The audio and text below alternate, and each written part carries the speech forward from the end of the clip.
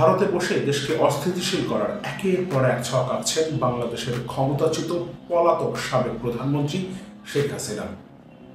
ক্যান্টনমেন্টের মধ্যে অস্থিরতা তৈরি করে একটা কূট চেষ্টা হয়েছিল, সেটাকে দমন করা গেছে। এরপর জুডিশিয়াল কূট চেষ্টা করেছিলেন, কিন্তু সেটাকেও ছাত্র জনতা ঠেকিয়ে দিয়েছে এবং প্রধান বিচারপতি সহ আরও বেশ কয়েকজন বিচারপতিকে পদত্যাগে বাধ্য করা হয়েছে। তবে ষড়যন্ত্র কিন্তু থেমে নেই। 15ই আগস্টকে কেন্দ্র করে একটা বড় ধরনের ষড়যন্ত্রের ছক আছে শেখ হাসিনা। তার বিভিন্ন আলামত এখন স্পষ্ট, বিশেষ করে হিন্দু সম্প্রদায়কে ব্যবহার করে, অ্যাকচুয়ালি হিন্দু সম্প্রদায়ের মুখোশ ব্যবহার করে দেশকে অস্থিতিশীল করার চেষ্টা, একের পর এক চেষ্টা আওয়ামী লীগ করে যাচ্ছে এবং স্বভাবতই এটার নেতৃত্ব দিচ্ছে বাংলাদেশের সাবেক প্রধানমন্ত্রী শেখ হাসিনা এবং তার পুত্র সজীব ওয়াজেদ জয় এখন আওয়ামী লীগের মুখপাত্র হয়েছেন। এবং এই কাজগুলো হচ্ছে কোথা থেকে? ভারত থেকে।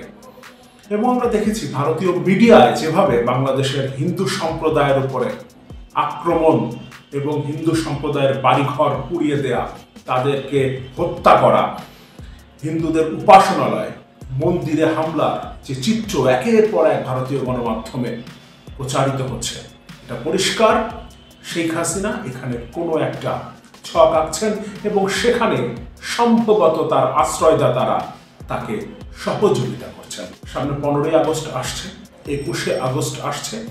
এই দিনগুলোকে ব্যবহার করে তারা যে কোনো কিছু ঘটানোর একটা পরিকল্পনা করতে পারে এবং গত কয়েকদিনের ঘটনা প্রবাহকে যদি আমরা মিলিয়ে দেখি তাহলে সেটার একটা ধারণা পাই। আরেকটা কথা বলে রাখা ভালো, সাবেক প্রধানমন্ত্রী শেখ হাসিনার একটা ফোন কনভারসেশন, যেটা সামাজিক যোগাযোগ মাধ্যমে এমনকি মূলধারারও কিছু গণমাধ্যম তাদের অনলাইন প্ল্যাটফর্মে প্রকাশ করেছে এবং সেখানেও পরিষ্কার তারা সংগঠিত হতে চাইছে এবং কোনো একটা বিশেষ দিন ধরে তারা পাল্টা অভ্যুত্থানের একটা চেষ্টা করতে পারে। তবে শেখ হাসিনা একের পর এক ষড়যন্ত্রগুলোতে ফেইল করে তিনি একটা খোলা চিঠি লিখেছেন বাংলাদেশের জনগণের উদ্দেশ্যে। চিঠিতে তিনি কি বলেছেন, এটা দিয়ে আলোচনাটা শুরু করি, তারপর মূল আলোচনায় যাব কিভাবে 15ই আগস্টকে কেন্দ্র করে একটা ষড়যন্ত্র হচ্ছে এবং সেটাকে আমরা কিভাবে মোকাবেলা করব এবং কোন কোন ঘটনা প্রবাহকে মিলিয়ে দেখলে আমরা বুঝতে পারি হিন্দু সম্প্রদায়কে ব্যবহার করে কিভাবে এই চেষ্টাটা শেখ হাসিনা ভারতে বসে করছেন। তার ছেলে কি বলল, দুটো তো মেলানো যাচ্ছে না। তিনি বলছেন তিনি পদত্যাগ করেছেন, আর তার ছেলে একদিন আগেই রয়টার্সকে সাক্ষাৎকারে বলেছিলেন তার মা পদত্যাগ করেননি। তার মানে এখানে তিনি তার ছেলেকে মিথ্যাবাদী হিসেবে আমাদের সামনে উপস্থাপন করলেন। আরেকবার সাবেক প্রধানমন্ত্রী, পলাতক ক্ষমতাচ্যুত প্রধানমন্ত্রী শেখ হাসিনাকে ধন্যবাদ এবং জুডিশিয়াল কু ঠেকিয়ে দেওয়ার জন্য যে সহযোগিতা করেছেন সজীব ওয়াজেদ জয়, এ কারণে তাকেও ধন্যবাদ। ফলে হিন্দু ভাইদের কাছে আমাদের অনুরোধ, আমরা সকলে মিলেমিশে এই দেশে বসবাস করব। আওয়ামী লীগ কিংবা তাদের নেত্রী দেশ থেকে যিনি পালিয়ে গেছেন, এমনকি আওয়ামী লীগকেও তিনি এমন একটা অবস্থায় রেখে গেছেন যেখানে তাদের উপরে এত সহজে হামলা হতে পারছে। তিনি যদি পালিয়ে না যেতেন, তিনি যদি পদত্যাগ করতেন এবং আত্মসমর্পণ করতেন, তাহলে হয়তোবা আজকে আওয়ামী লীগের নেতাকর্মী যাদের উপরে হামলা হচ্ছে তাদের মধ্যে কেউ কেউ হিন্দু হতে পারেন, সেটা হতো না। কিন্তু তিনি শুধুমাত্র নিজের কথা ভেবেছেন, নিজের পরিবারের কথা ভেবেছেন, এই কারণে শুধুমাত্র বোনকে নিয়ে তিনি দেশ থেকে পালিয়ে গেছেন। কিন্তু 15ই আগস্টকে কেন্দ্র করে এর আগে যে চেষ্টাগুলো হয়েছে মিলিটারির মধ্যে হয়েছে, এরপর জুডিশিয়াল কূট চেষ্টা করা হয়েছে এবং শাহবাগ পরপর 2 দিন এবং চিটাগাংয়ে যে সমাবেশগুলো হয়েছে সেটার কন্টিনিউশন থাকতে পারে এবং আরো বড় কোনো ধরনের ষড়যন্ত্র হতে পারে। সুতরাং এই ব্যাপারগুলোতে আমাদের সচেতন থাকতে হবে। আমরা জিতে গেছি, দেশে আবারও গণতন্ত্র ফিরে আসবে, স্বৈরাচার হাসিনার পতন হয়েছে, এ কারণে আমরা যদি আত্মতৃপ্তিতে ভুগি এবং রাজপথ ছেড়ে দিই তাহলে আমাদের এই বিজয় হাতছাড়া হয়ে যেতে পারে। এ কারণে আমাদের এখনো প্রস্তুত থাকতে হবে যে কোনো মুহূর্তে শেখ হাসিনা এবং তিনি যেখানে অবস্থান করছেন সেই বন্ধুদের ষড়যন্ত্র রুখে দেবার জন্য এবং সেখানে ভারত সরকারের কি ধরনের ইন্ধন থাকতে পারে তার চিঠিটা এমন: আমি পদত্যাগ করেছি শুধুমাত্র লাশের মিছিল যেন আর না দেখতে হয়। তোমাদের অর্থাৎ ছাত্রদের লাশের উপর দিয়ে ক্ষমতায় যেতে চেয়েছিল ওরা, আমি তা হতে দেইনি। ক্ষমতা দিয়ে এসেছি। ক্ষমতায় আমি থাকতে পারতাম যদি সেন্ট মার্টিন দ্বীপ আর বঙ্গোপসাগর আমেরিকার হাতে ছেড়ে দিতাম। অনুরোধ রইল, তোমরা ব্যবহৃত হইও না। আমি বলে এসেছি, আমার সোনার সন্তানদের যারা লাশ করে ঘরে ফিরিয়েছে তাদের যেন বিচার করা হয়। আমরাও চাই আপনি দেশে ফিরে আসুন এবং আমরা এই হত্যার বিচার করব। হয়তো আজ আমি দেশে থাকলে আরো প্রাণ ঝরত, আরো সম্পদ ধ্বংস হতো। আমি নিজেকে সরিয়ে নিয়েছি, তোমাদের জয় দিয়ে এসেছি। তোমরা ছিলে আমার শক্তি, তোমরা আমাকে চাওনি। আমি নিজেই তখন চলে এসেছি, পদত্যাগ করেছি। আমার কর্মী যারা আছেন কেউ মনোবল হারাবেন না। আওয়ামী লীগ বারবার উঠে দাঁড়িয়েছে, আপনারাই দাঁড় করিয়েছেন। আশাহত হবেন না, আমি শীঘ্রই ফিরব ইনশাআল্লাহ। পরাজয় আমার হয়েছে, কিন্তু জয়টা আমার বাংলাদেশের মানুষের হয়েছে। আপনার পরাজয়ই যে বাংলাদেশের মানুষের জয়, এটা বুঝতে পারার জন্য আপনাকে ধন্যবাদ। যে মানুষের জন্য আমার বাবা, আমাদের পরিবার জীবন দিয়েছে, সেই পুরনো কথা। আল্লাহ অবশ্যই আপনাদের সহায় হবেন। আমি আমার কোমলমতি শিক্ষার্থীদের আবারও বলতে চাই, আমি কখনোই তোমাদের রাজাকার বলিনি। আমার কথাটা বিকৃত করা হয়েছে। ওই দিনের সম্পূর্ণ ভিডিও তোমাদের দেখার অনুরোধ রইল। তোমাদের বিপদগ্রস্ত করে একদল তার সুবিধা নিয়েছে, তোমরা ঠিকই তা একদিন অনুধাবন করতে পারবে বলে আমার বিশ্বাস। ভালো থেকো আমার দেশের মানুষ, ভালো রেখো আমার সোনার বাংলাকে। জয় বাংলা, জয় বঙ্গবন্ধু শেখ হাসিনা। এটা ঠিক, শেখ হাসিনা পদত্যাগ করে দেশ থেকে পালিয়ে যাবার পর দেশে সহিংসতা ছড়িয়ে পড়েছে, নৈরাজ্য সৃষ্টি হয়েছে। কারণ পুলিশ এখন পর্যন্ত কর্মক্ষেত্রে পুরোপুরিভাবে যোগদান করতে পারেনি। অন্তর্বর্তীকালীন সরকার গঠন করতেও 2 দিন সময় লেগেছে। ট্রাফিক পুলিশ এখন পর্যন্ত কাজে ফেরেনি।